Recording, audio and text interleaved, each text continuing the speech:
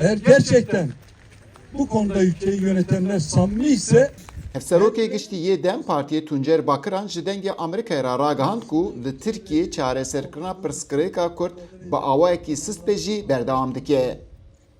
Li pêşiya girtîgeha Edirneyê piştî ku bi hevserokê berê yê HDP Selahattin Demirtaş û hevserokê şaredariya bajarê Amedê yê berê Selçuk Mizrakirî ra hevdîtin hate çêkirin, Bakiran û biraderên partiyên siyasî yên Tîp, EMEP, EHP û TOP daxwaza çareserkirina pirsgirêka Kurd kirin û ji zîndanê berdana Demirtaş û girtiyên din xwastin.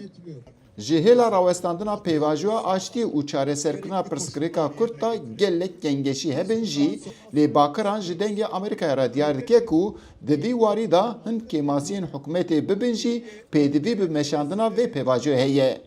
Pêvajo kêmasiye we hêdî diçe ama yê pêşbek hete. Bu pêvajo hem boy devletê zarurî hem boy gelê Tirka zarurî, boy me zarurî.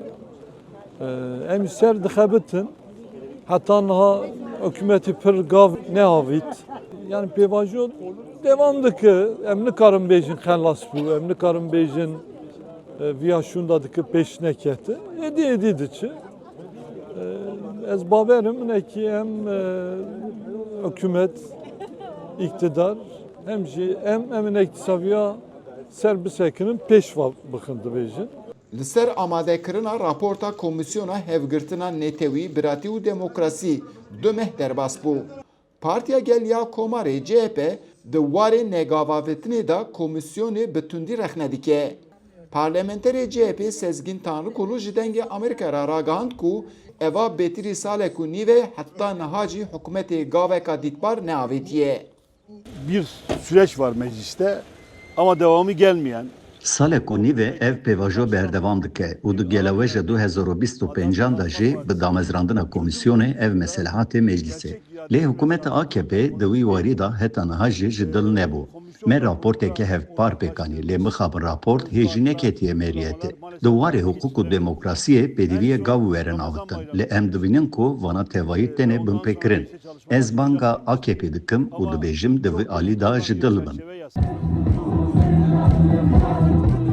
Gelê Kurd jî di vî warî da her ku diçe hêviya xwe ji gav avêtinên hikûmetê qut dike. Rêberê Ramana Olî û nivîskar Seyfettin Welatgorî jî yek ji van kesan e. Li gor Welatgorî Kurd biratî û wekheviyê dixwazin lê Tirkiye vê yekê naxwaze. Ez helbesta dewletê bi dilgermî navînim. Tişta erê ku dibêje erê devkî dibêje lê ew da di pratikî da tu tiştekî hê dewletê gav navêtiye. Lê dibê ku gavê werin avêtinê ku mesela gel bevîne ku dewlet erê evî tişta ku devkî dibêje we ew da jî pratikî da jî pêk aniye ku girtî derketine mafê Kurda û vegera gunda û navê evan karê hanê ku werine saskirinê ku werin çêkirinê civat bi vî karê xweş bibe.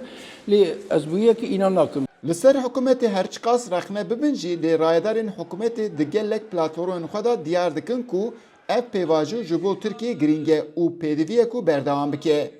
Lê Dem Partî di serî da partiyên opozisyonê jî radigînin ku ji bo berdewamiyê jî pêdivî bi gavên çêmbar û berbiçav hene.